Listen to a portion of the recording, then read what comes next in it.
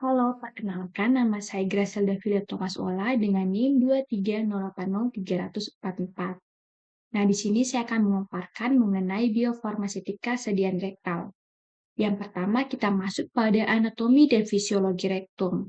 Nah, rektum merupakan bagian akhir usus besar yang dimulai dari kolon sigmoid dan berakhir di anus. Fungsi utamanya adalah sebagai tempat penyimpanan sementara feses sebelum dikeluarkan melalui defekasi. Selain itu, rektum juga mampu menyerap air, elektrolit, dan obat yang diberikan secara rektal. Yang pertama, luas permukaan.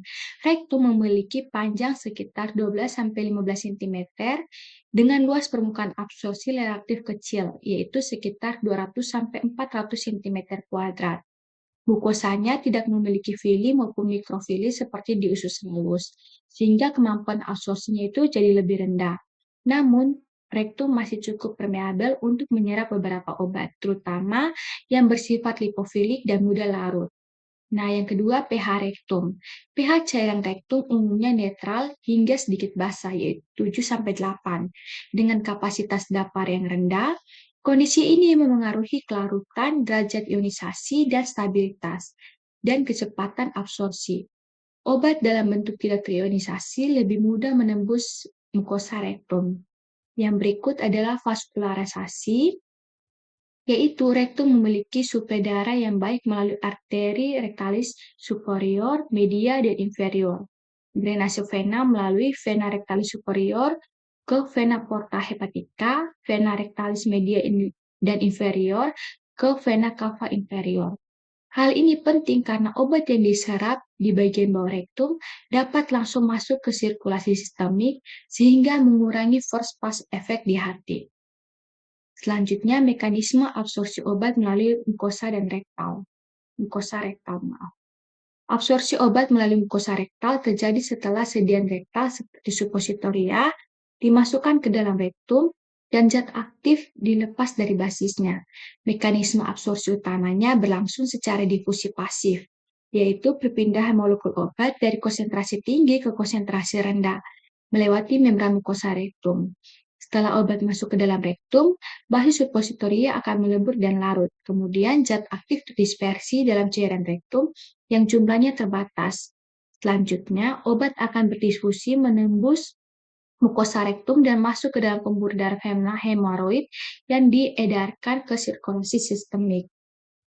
Lalu, bioavailabilitas obat melalui rute rektal relatif lebih rendah dibanding rute lain, karena beberapa faktor seperti obat dapat bercampur dengan feses, sehingga menghambat kontak dengan mukosa, jumlah cairan rektum yang sedikit, sehingga proses difusinya itu, sehingga proses disolusi menjadi terbatas, serta kemungkinan absorpsi yang tidak sempurna. Oleh karena itu, waktu pemberian yang dianjurkan adalah setelah defekasi agar obat tidak segera keluar sebelum sempat diabsorpsi. Berikutnya faktor fisiologis. Yang pertama, isi kolon atau adanya feses.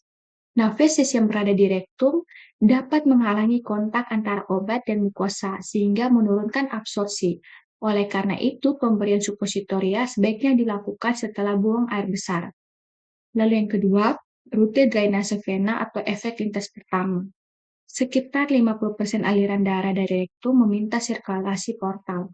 Obat yang diabsorpsi melalui 2/3 bagian bawah rektum langsung mencapai vena cava inferior dan menghindari metabolisme lintas pertama atau first pass effect di hati.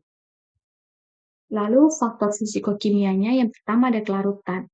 Kelarutan obat dalam air dan lemak sangat memengaruhi pelepasan dan absorpsi obat dari suppositoria.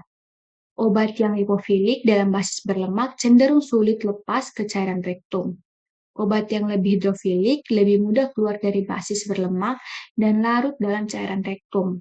Nah, semakin besar konsentrasi obat dalam basis, maka semakin besar jumlah obat yang dapat dilepaskan sampai batas jenuh tertentu.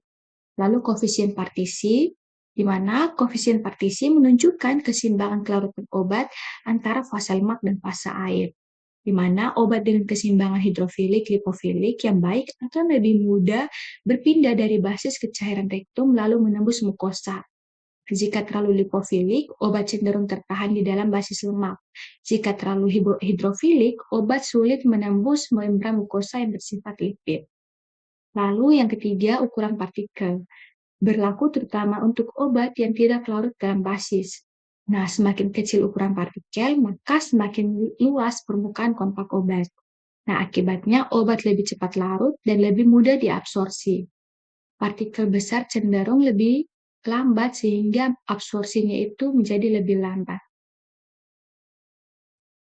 Nah, yang terakhir mengenai pengaruh basis suppositoria, lemak versus larut air terhadap laju pelepasan obat atau liberasi.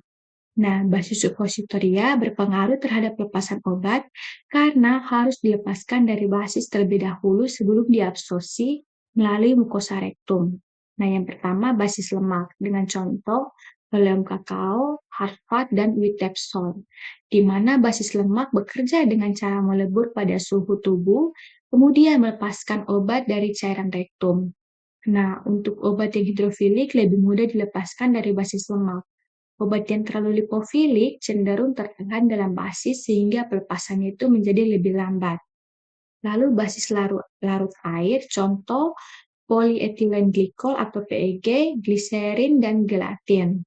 Nah, basis ini tidak mudah meleleh, tetapi larut dalam cairan rektum dan melepaskan obat secara bertahap. Nah, ini cocok untuk obat yang bersifat lipofilik karena lebih mudah keluar dari basis hidrofilik. Dengan pelepasan obat tergantung pada kecepatan pelarutan basis dan jumlah cairan rektum yang tersedia. Nah, ini daftar pustaka yang saya gunakan. Sekian pemaparan dari saya. Terima kasih.